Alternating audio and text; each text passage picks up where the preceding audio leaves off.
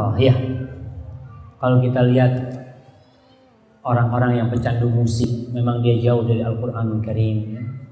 Mereka hidupnya, ya itulah yang menjadi zikir dia, bukan zikrullah. Zikir itu yang di mobil dia pasang, ya di rumah dia pasang, udah nggak ada zikrullah lagi mereka.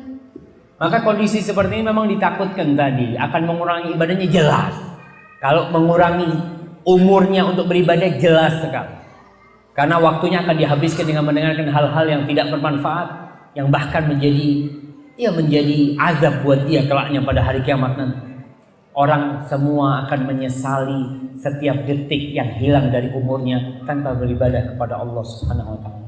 Bagaimana yang waktunya dihabiskan untuk mendengarkan musik-musik seperti itu, akhirnya jauh dari firman Allah Subhanahu wa taala. Kondisi istri bagaimana? Doa, terus berdoa. Sambil pelan-pelan ya, iman suami ini ditumbuhkan, dikasih buku-buku tentang kiamat, buku-buku tentang akhirat, tentang surga neraka, ditumbuhkan keimanan kepada Allah. Karena orang yang senang dengan musik seperti itu, dia masih senang, masih jauh kadang-kala dengan urusan-urusan ibadah dia. Maka mungkin dengan keimanan yang ditumbuhkan, insya Allah kelak dia bisa meninggalkan musik itu. Karena memang tidak ada gunanya, selain kita tahu bahwasanya pendapat jumhur ulama musik-musik seperti itu dilarang dalam agama Allah ini. Wallahu a'lam bishawab. Nah.